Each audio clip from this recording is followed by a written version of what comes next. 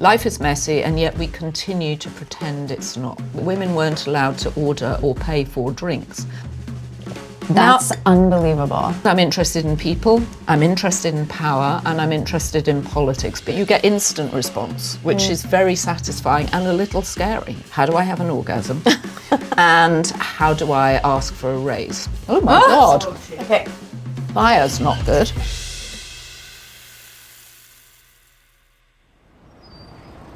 Tea and Sympathy is a British institution in the Village, in Greenwich Village in New York City.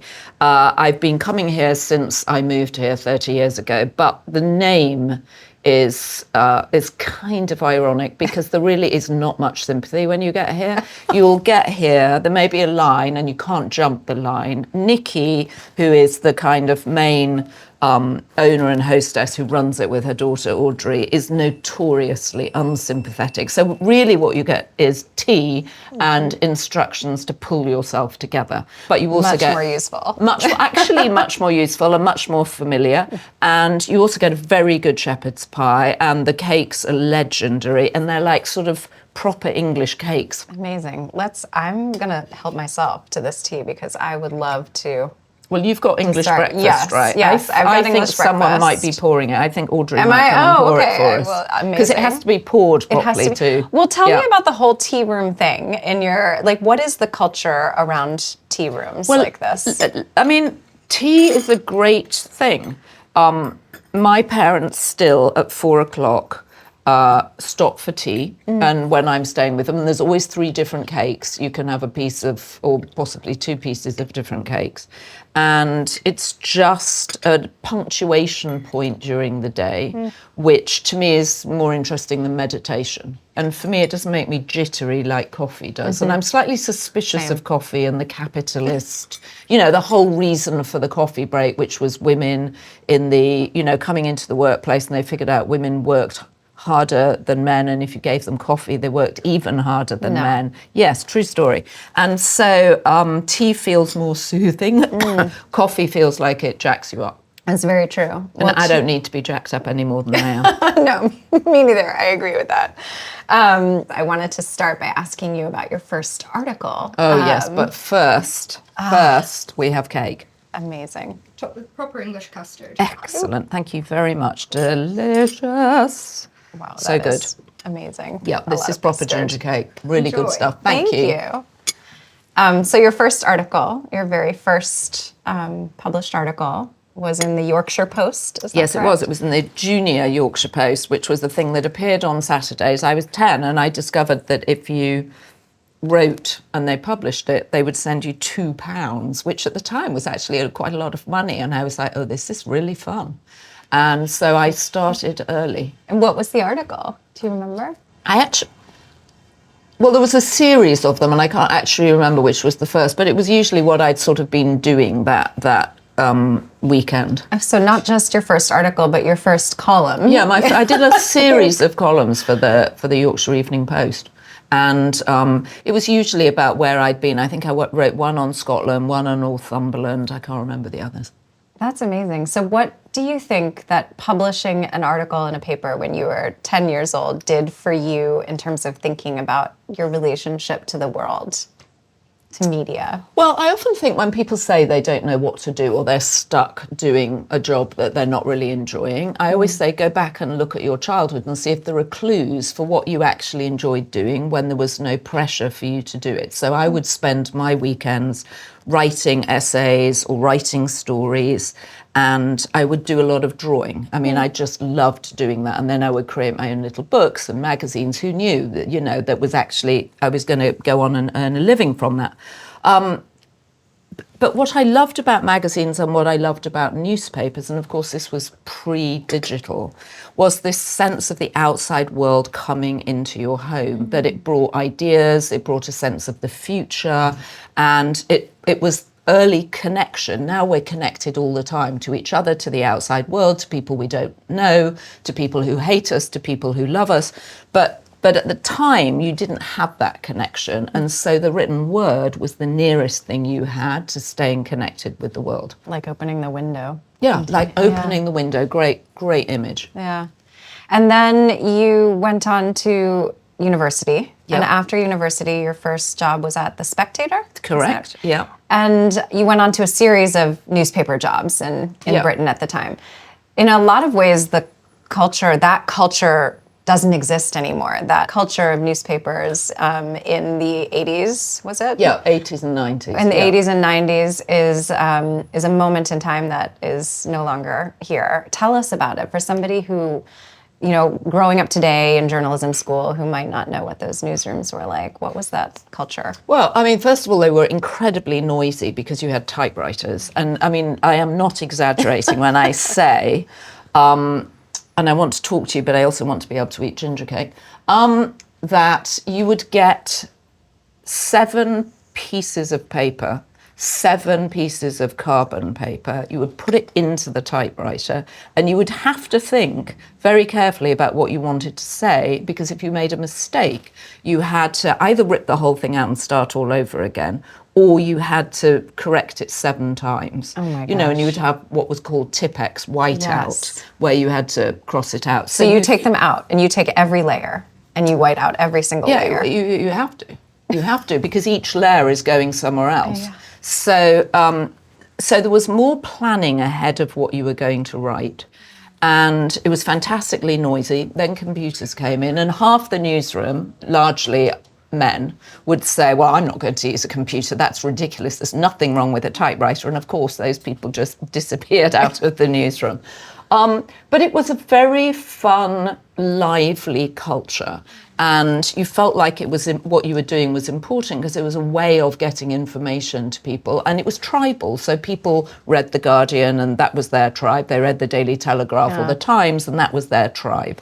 And now, of course, voices, you know, we're inundated with individual voices coming at us, which you don't really have a sense of their tribe necessarily. Of course, you know, there are lots of newspapers still going, but it's not quite the journey that was curated for you by the older editors. It was presumably pretty male-dominated at the time, those newsrooms, or were there?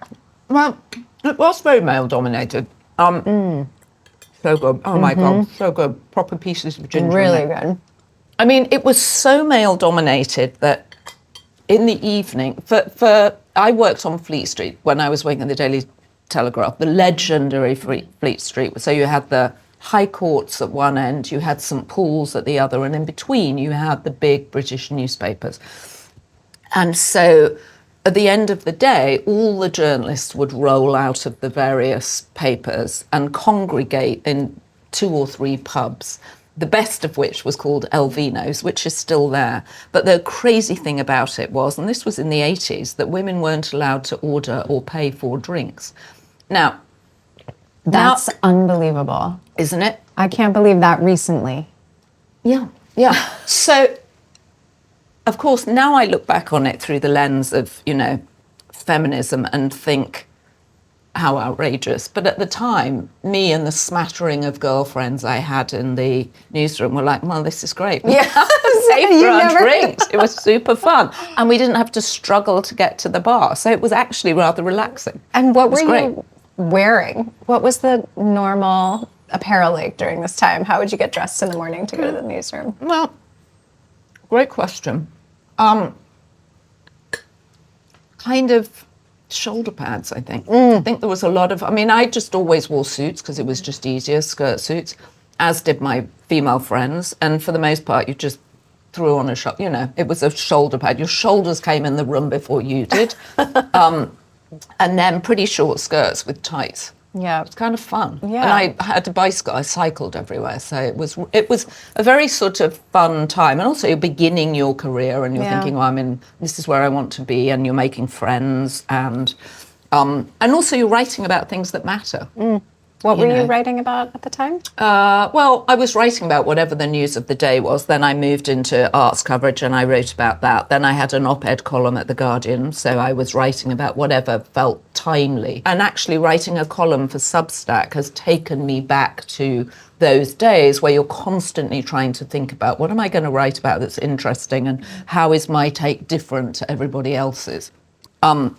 It couldn't be a more interesting thing I think, to be in journalism, because it gives you the opportunity to ask people questions that you would never normally ask in the run of a conversation. You know, you get straight to the heart of the matter. There's no bullshit. So that's fun. And there's something very exhilarating about being forced to write on deadline. Yeah. You know, it's like doing an exam every single day. And I don't know a single writer who still doesn't feel like this. Yeah. Oh my God, is it going to work? And am I going to be able to write this thing? And am I going to be able to write it in time? Even the best columnists I know always have a kind of, you know, scintilla of doubt they can pull this off. So it's like a continual test of self. Yep. Isn't that interesting that it's just part of the process, that self-doubt moment where you're like, it's never going to work. It's not part of the thing. This is a terrible and that's idea. Just baked in. Yeah, this is never going to work. It doesn't make sense. Yeah. And then somehow it does. All right. So The Guardian, that was when you moved to the US then. Yep. That's what brought you ultimately. I came to the US, which was really fun. And again, just, you know, if you've grown up in the UK, moving to America feels bigger, brighter, and just much more opportunity. And how about the media culture? Did that feel different or was it similar? Did it feel the same, familiar to you? Felt very different. The newspapers feel very different. They take themselves much more seriously. There was always a big sense of fun in the British papers. And also journalists were always trying to set each other traps. Or challenges, like you had to get a certain word into a piece. And, you know, maybe you might have 3 friends on other newspapers and you're all trying to get the same word into your story that day. Stupid things, but it kind of was funny. Yeah.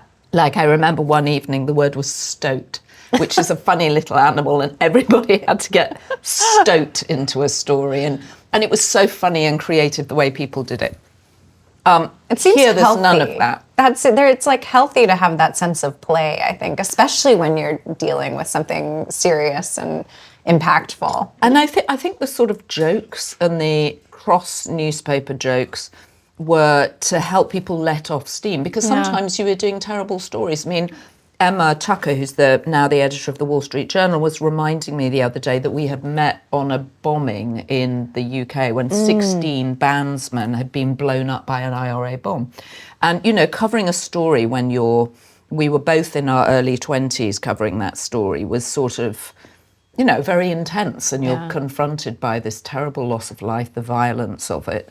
And at the time, what felt like a really unresolvable problem with the IRA. I mean, happily now that's all been sorted out, but it was devastating to cover. And so the sort of humour is part of it, as was the drinking, enormous amounts of drinking, which I didn't do, thank God. Or I did it once. I remember actually on that story, coming back to my room, and, you know, I'd spent time at the hospitals and it was all a lot, and constantly ringing in with the updates of what you were finding. And I got back to my room and I drank an entire bottle, actually, of champagne. By yourself? Yeah, because it was my favourite drink. And then I thought, I can never do this again. This is why journalists get drunk all the time. This is why I think there's a lot of alcoholism among journalists. And I was like, I'm not doing that again. So when was the first time that you started to feel like you had real power over a publication to change the tone of it or the direction? Or when did that first occur? Well, I guess I probably felt that when I went to edit Marie Claire, which was my first magazine as editor-in-chief. And you realise you can sort of overhaul the voice, and you're trying to change it, because that's why you've been brought in, right? I mean, it was a very popular magazine. People loved it still, but they just wanted a refresh. You know, it's like anything. You just need a refresh sometimes. From there, you went to Cosmo, is that right? Yeah. And again, we're shifting the direction of Cosmo, I think, away from pleasing your man a little bit and more towards women's empowerment in general is what it sounds like to me you were trying to do. Or well, was I think what, you know, again, they wanted, the mandate was change. And so, and there was a different thing going on in the culture, which felt like we should absorb into Cosmo. And actually, when I was editor of Cosmo, we got 2 questions. all the time, consistently, the entire time I was there. And this is probably going back through time immemorial, through Helen Gurley Brown's days, which were, how do I have an orgasm? And how do I ask for a raise? And those two questions came up time and time again. Every month, my monthly mailbag, those were the two dominant questions. So those were the two things we were trying to answer. So it wasn't changing, actually, the direction. It was you were listening to what was already being asked for and leaning more into that. Well, I'm assuming those questions came in before I was there. Yeah. I mean, I don't know. Well, and it wasn't how do I give my husband or my boyfriend an orgasm. Yeah. It was like, how do I have one? Yeah. And then it was like, how do I make more money? Because there was a sense in which women understood they were probably being underpaid, which Yeah. they were. And they wanted to have the power to ask for something without, well, and be successful at it. What did it feel like when you pushed Cosmo in that direction? Were people excited about that? Was there resistance to it? It felt super fun. I mean, it felt super fun, and it felt, I mean, it couldn't be more fun. I mean, it's great having young women being enthusiastic about things and also beginning to really lean into their power. And it was also the rise of social media. So they were beginning to talk on social media to each other. Lean In had just been published, which we did a huge excerpt from. And it was really just great to have that incredible platform. I mean, it's still a fabulous platform. And to be able to respond to women. And also at the time, Twitter had just come along and you got a lot of feedback from readers, which was really the first time that you could get feedback in real time of what people were responding to when the magazine came out. And now, of course, on Substack or on YouTube, where I do a lot of work with podcasts, and on Substack where I'm writing, you get instant response, which is very satisfying and a little scary. Yeah. When you enter these organizations, how do you create an environment where new, fresh ideas are happening? You know, you're sometimes entering a newsroom or an editorial hierarchy where there's an existing power structure and there's people at all different levels and there's a process for things to get done. How do you get in and make it new again, make people feel that new ideas are welcome? I think what you're trying to do is, throw outrageous ideas into the circle so that you can come in from the margins of the crazy ideas to something that really works. I mean, there's actually the best video I've ever seen on this is Matt Damon and Ben Affleck talking about where do good ideas come from. And good ideas come from, or great ideas come from a good idea, which is then worked on and thrown around, and everybody's throwing stuff in, and you have to be unafraid of sounding stupid. And a lot of people are terrified of sounding stupid. A lot of people are so scared to put an idea in the ring because either they've had someone before that was like, that's terrible, you're stupid, don't ever do that again.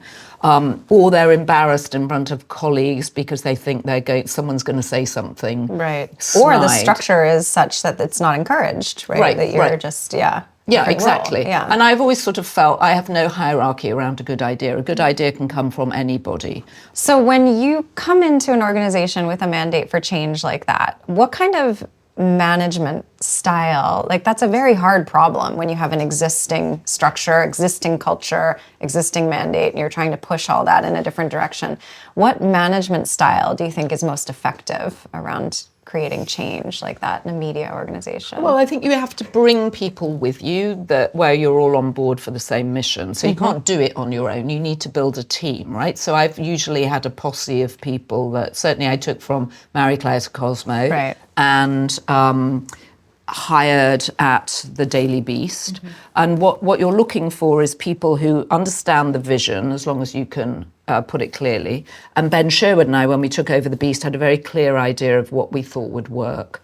And then you hire people to come in and help create that. And then people inevitably leave, Not everybody wants to be part of that. Some people loved what they were doing and don't want to change. That's fine, but now it has changed. So they go off and do other things. Yeah. So just bringing in the new and then making that the strong, exciting center of the company and then let the rest kind of Yeah, fall out as it does. And there are often people there who've been wanting change and longing for change and who step up and bring other people with them. But it's usually important to bring in new people, I think. Yeah.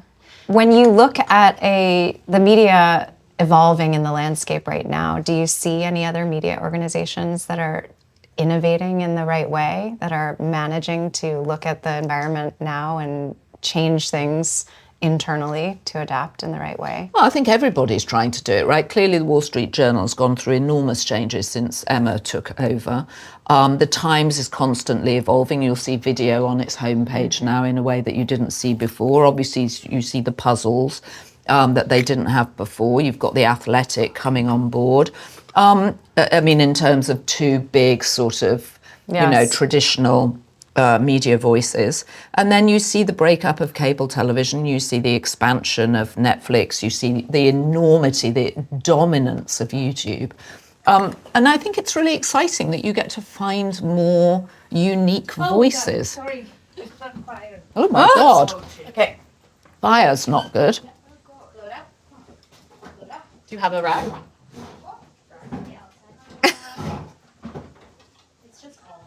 Yeah. Ooh. Don't take it outside. Put it in there. No, I would put a damp cloth over it. If you put it outside, it's going to flare, isn't it? If you dump the candles out, it's terrible. We need a damp cloth on it. They got it. Yeah. Just to starve the oxygen. Literally, that's the worst thing to do is take it outside. Oh, well, it's over Never now. mind. It's all It was good. That was handled. very dramatic and Someone exciting. take a picture of it. That's good content. A fire at Tea and Sympathy. I'm going to put it on page 6. Yeah. Totally. Yeah. Okay. Where were we? Where Before the media fire. is innovating most right now? When you look around the media landscape today, where do you see the most innovation happening?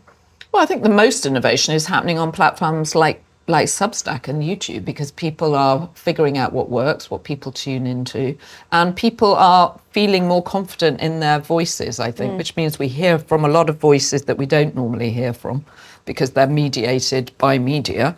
And some of them are alarming and some of them are really interesting. And I love the fact that, you can get your own audience by having an authentic voice. Yeah, that is the most important thing Yeah. now. Yeah.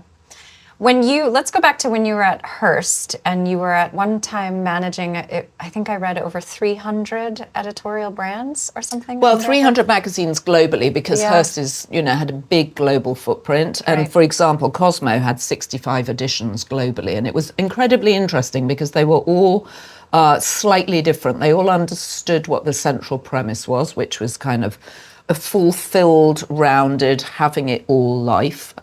That was still the message from Helen Gurley Brown, who'd really reinvented it. And she's a slightly undersung figure, I think, in the media, because she really recreated the modern template for a magazine. I mean, Vanity Fair wouldn't have existed without Helen Gurley Brown, I don't think. And she died just after I took over. And I really only met her a couple of times, but she was a fascinating character.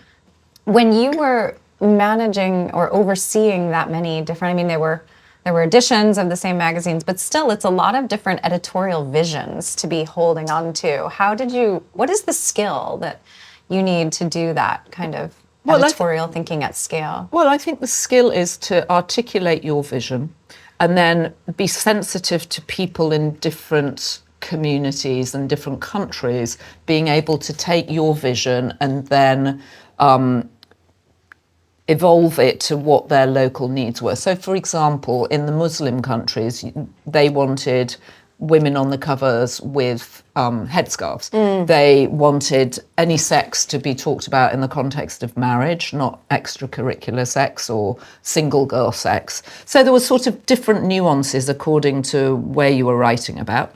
And similarly with fashion, what you could and couldn't show. And then you had very good people running, for the most part, very good people running those editorial divisions in other countries. So your job was really just to make sure they felt supported and that they could touch base and they understood what the remit of that brand was. Yeah.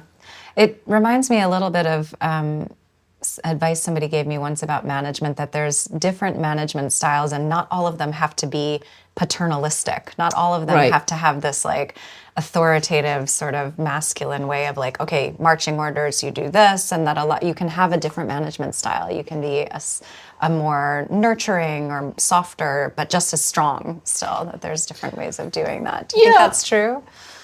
Well, I think you have to manage to your particular strengths, and then you have to hire people around you that I mean, Ellen Levine, who was the editorial director of Hearst, always used to say, hire to your weakness. You know, that I'm not particularly a details person, and as I say that, I can hear everybody at the Daily Beast roaring with laughter, because I don't usually know what day it is, but I sort of know largely what I'm supposed to be doing.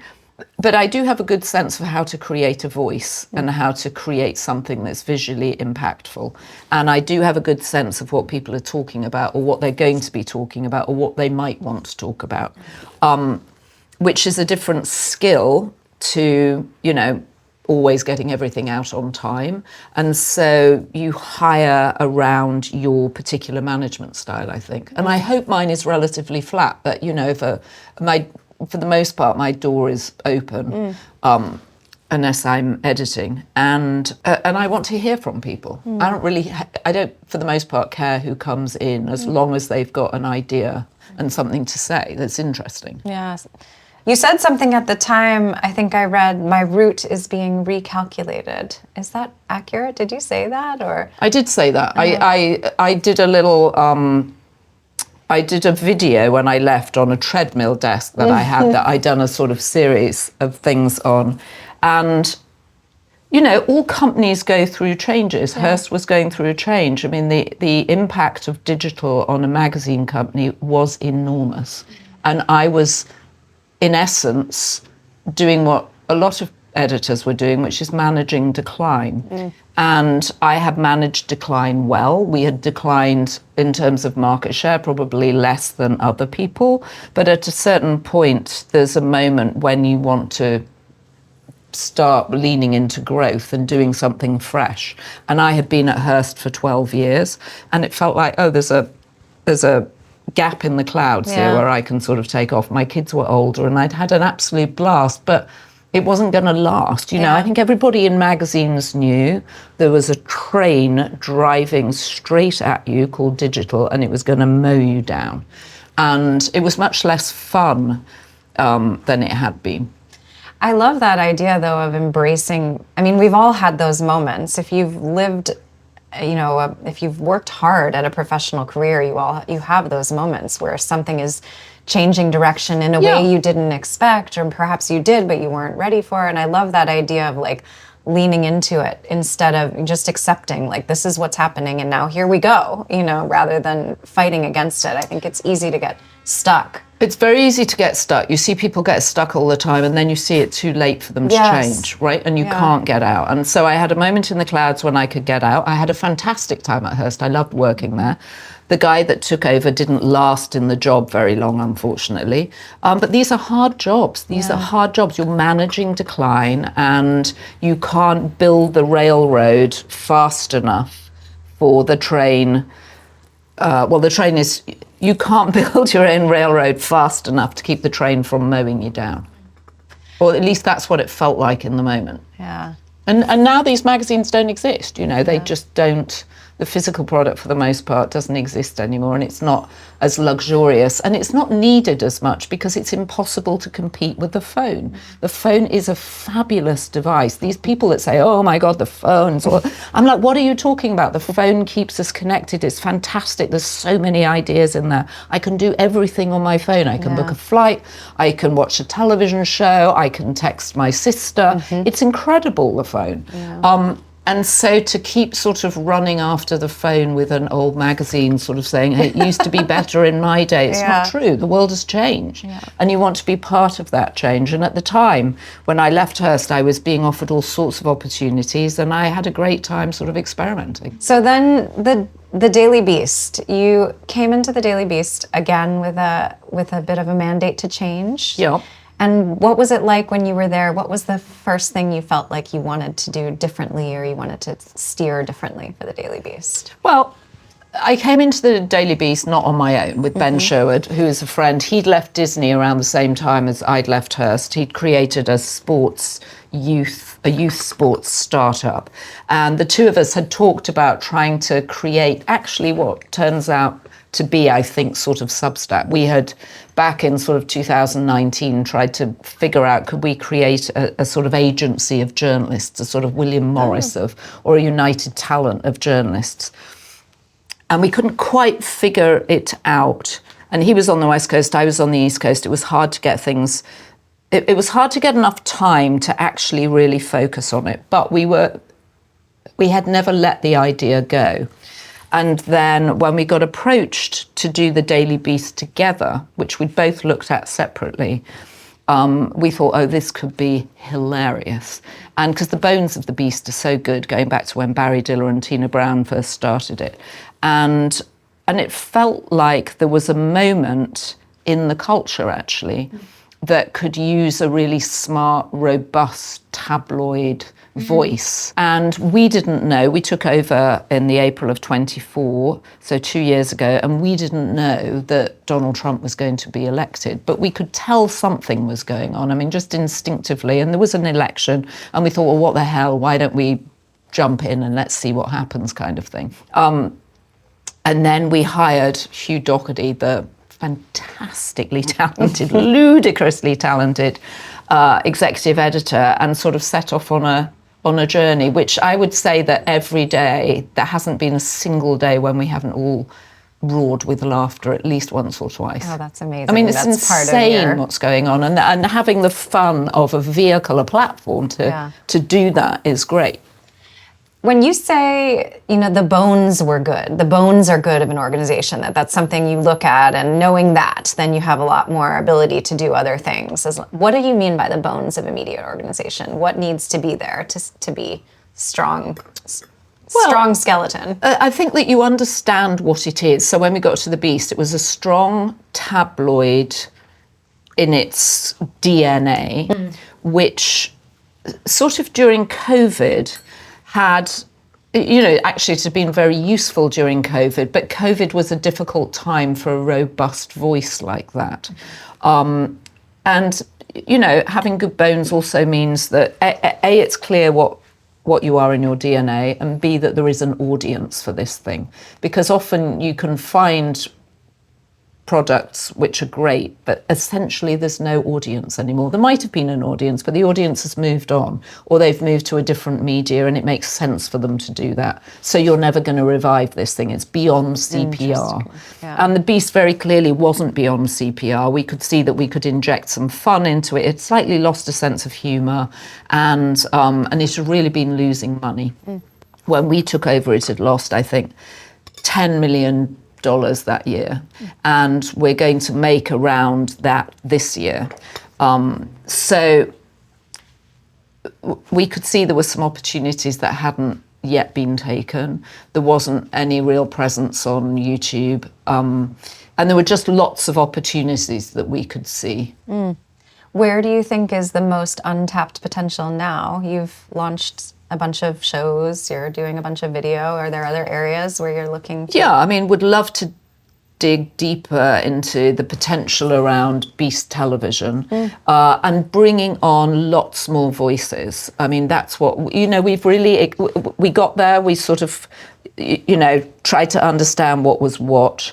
And then after a period where a few people left, we started bringing on new voices and then amplifying some voices that were already there. Tom Sykes is a great example of the main royal correspondent. He's a very fearless royal correspondent. In Britain, if you're writing about the royals, you have much more limited voice than Tom has. The law is different there, the traditions are different there, and Tom is completely fearless, and he has tons of contacts in the royal circle. And so his coverage is really excellent. So now he has a podcast he's just launched. He has a Substack, which he launched and which is doing really well. So taking voices like that, news creators in a way, and expanding their platforms. I mean, Michael Wolff is a good example. We do a podcast together 3 times a week, Inside Trump's Head. As you know, he wrote 4 books about Donald Trump. He sat in the first Trump White House for 7 months and just watched what was going on. And people were like, what are you doing here? And he was like, I'm writing a book. And they were like, a book, who cares about a book? Well, they cared about the book. When Fire and Fury came out, they really cared about it. And so he's, a creator through our podcast, but he also now has a Substack. So bringing on voices like that we can amplify, that we can partner with on platforms like Substack. And they're entrepreneurial. These are people who have confidence in their talent and their ability. And, I remember talking to Andy Borowitz about this, who'd written for The New Yorker for years. And it was a huge drama when he was let go from The New Yorker. And then he thought, well, I'll try doing my own thing, came onto Substack, and he's one of your most popular contributors. People love him, thousands of comments and hearts when he posts something. And often there just weren't these places for individual voices to go. And so they were trapped within an old media ecosystem that couldn't pay them enough, that wouldn't give them direct connection with the reader. And now we have this incredible set of platforms, YouTube is another, where you get direct connection with the audience, and you get to do what you're good at without the heavy hand of corporate America squashing you down, which is often what happens. Yeah, and it's interesting that somehow in those cases, sometimes the demand from the audience is greater when they're independent. Yep. That there's more audience there somehow that wasn't accessible. Well, I think the voices are often stronger if you're not writing within the confines of an op-ed page, but you're writing what you want to say. That's more appealing to an audience. And the world has changed. We're more open to people being more informal. And look what's happening in politics. We have a president who says what he wants to say. And I think you're seeing that reflected in some of the media voices, that people don't want to be constrained anymore. Why should they be? And certainly when we got to the Beast, one of the things we wanted to do that we felt really strongly about, and it was only amplified by the election of Donald Trump, was to make the Beast about 3 things. And they're the things that I'm most interested in, frankly. I mean, that's the luxury. Yeah, surprise. But that's the luxury you have as you're older, when you know you can come in and do this thing. And you have pattern recognition for what it takes to make it happen. Is I'm interested in people, I'm interested in power, and I'm interested in politics, because politics right now is a combination of those 2 things. So what could be more interesting than the characters that are in public life wielding the power that they are wielding, frequently unaccountably? And that's what we try and do. So if you're looking for 5,000 words on climate change, you are not going to find it at the Daily Beast. You can find it in many places, and it will be erudite and thoughtful and powerful. That is not what we're doing. We are trying to keep daily track on what is this man in the White House doing, and the people around him who really, by their resumes, would never be in these jobs were it not for being appointed by him. And why are they appointed by him? Because they are going to be slavishly loyal to him. So that is an incredibly interesting place to hang out for the Daily Beast and write about it. And we're fearless about it. We don't have to suck up to him. We can write it as our journalists see it. Do you find that now that you've had columns, you have a podcast, you've been an editor, do you find your voice changing now that it's on Substack, that you're unleashed in a different way? Or a little bit. I mean, it's interesting that at Hearst, I always thought it was very sad when E. Jean Carroll got fired from Elle. And they fired her on the grounds that they couldn't afford her any longer. They just said, we don't have the business model to support you anymore. At least that's what she told me. But I think in truth, they fired her because she had raised her head above the parapet and taken on Donald Trump, which, you would think arguably your single best known woman columnist, E. Jean Carroll, you would want her to do that if that was her experience. And for years, she'd been giving advice to women saying, don't put up with this from men. But she'd been clenched with her own secret, which was that Donald Trump, as a court has now reinforced and agreed with her, sexually attacked her in a changing room at Bergdorf Goodman. And I think that was a terrible constraint for Elle, and there were bigger corporate considerations at large, as we've seen with Disney and CBS when they settle. Happily, we don't have that. We're truly independent and we can call it as we see it. You've also written about, you have a book about finding love in a digital age. We're talking a lot about that different feeling of connecting to your audience in new ways. What is the number one takeaway advice from your book about dating in a digital age? Well, I think the number one the real advice there is put your phone down. There's no substitute for actual connection. And I'm so fascinated by people who only or spend weeks getting to know someone they think on text, when in fact it bears almost no resemblance to who the person is in real life. I mean, it's, attraction is about so much more than whether or not you give good text, right? It's about smell, it's about all the stuff that we don't know, it's about physical connection. The average number of people text exchanged before they met in real life was 250. It's such a waste of time. So much. Yeah. Total waste of time. Yeah. You've no idea from how someone texts whether or not you're actually going to get on with them. Yeah. And in fact, you're probably more likely to be disappointed because you've invested the time. Right, and you're creating a thing. Right, you're creating a thing, they're creating a thing, which may be a lot of fun, but it's irrelevant when you sit down together as to whether or not you find each other attractive. How about when you're to date? I'm sure there will be more, but what is one of your favorite highs and what is one of your lowest lows, career-wise, professionally, in all those different turns? God, I can't remember. I mean, my career's been so long. I mean, actually, I would say that coming onto Substack's been a bit of a high. I mean, I was very nervous that nobody would read anything I was writing. And for me, Substack is a bit like early Twitter. I was a big adopter of Twitter at the beginning. I loved it, absolutely loved it. Felt like you were having conversation with writers. You could discover all sorts of new voices. And since Elon Musk's taken it over, it's just completely changed, or at least what I see has totally changed in my feed. So it's not nearly as much use to me as it was. And I certainly wouldn't post much on Twitter now because you just get this kind of endless negativity coming in, which doesn't even feel real. You're like, oh, this has been manufactured in an Albanian bot farm. It's not relevant to me. And it just doesn't feel real or useful. Whereas Substack, actually, you feel like, oh, I can have a conversation with this person. I love the way this person writes. Oh, I can reach out directly to them. So you have this sense of a real directness of content, which is kind of a high. Doing the bold type was a great high. That was so much fun. Got a great friendship out of lots of the people on that show. That continues to this day. Was it strange to see a fictionalized version of yourself? Not really, because it was so fictionalized.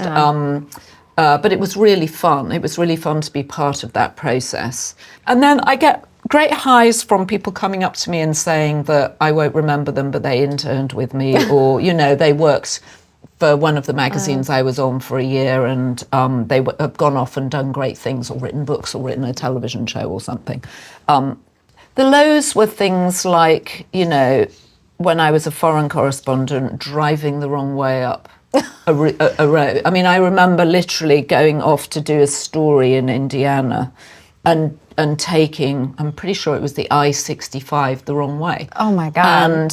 And I used to hate having to fly into places that I didn't know, hire a car, drive somewhere, have to get somewhere, find a story that nobody else was going to get, and then file it on a deadline. I mean, it's a highly stressful way of earning a living. But when it worked, it was fantastic. But I wasn't great at logistics. Some people are really good at logistics, and I would literally set off the wrong way. And I remember stopping at a gas station and saying, I'm looking for whatever.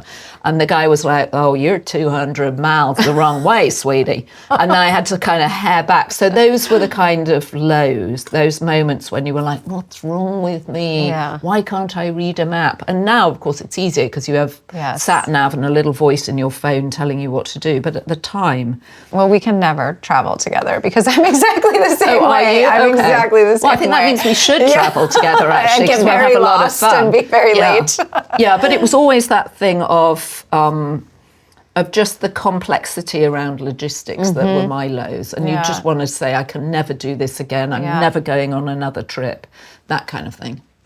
Your Substack is called Primal Scream. Yes. And you talk a little bit when you announced it about the 7 deadly sins. Yeah. Do you think our relationship to those 7 deadly sins, our appetite for them, is different now? Or do you think it's the same as it's always been? Do you think there's... Well, I think people love stories about other people's greed and betrayal and lust and power grabbing and envy. I think all those things still motivate people, and they motivate people to do things. I mean, you can see what's going on, the grift in what's happening right now, and at some point, hopefully, the comeuppance of that grift. But I do think, like, society has changed how we respond to these appetites, these 7 sins in different ways over time, everything from, Sodom and Gomorrah to like the Puritans, right? Underneath that, do you think there's a waxing and waning of our appetite or acceptance of those sins? Or do you think, those behaviors, or is it all the same? It's all just humanity. There were always beheadings in the town square, or is it I think it's cresting? just I think what's interesting is life is messy, right? Life is messy, and yet we continue to pretend it's not. We continue to pretend that we should be striving for no mess, that we should declutter everything from our personal lives to our work lives to all of it. And of course, that's not true. Everybody is just lurching from one chaotic moment to the next, basically. And that often the things that people think they want are actually the things that will bring them down. And it's that be careful what you wish for. And I look at Melania and I think she's the perfect example of this. She came over here, she ends up marrying a president, which is like an absolute fairy tale, right? But the president she marries is Donald Trump. And so she's trapped with him now, and you see from the movie that they have almost no connection whatsoever. She makes it very clear at the end of the inauguration day. The one night you would think a couple might have sex because they're back in the White House. Like prom. Yeah, exactly. It's like this was what you were waiting for. The big ambition has been fulfilled, and they both go their own separate ways, as if this is an agreement they have come to. And so I think that's interesting. People's ambition is interesting, and I'm lucky enough in my day job in the Daily Beast to chronicle his ambition and where it has led him, and where it's led the rest of us, because we're all following in his wake. Thank you so much, Joanna. My pleasure. Well, my pleasure. And I got to have some delicious ginger cake and an excellent cup of tea.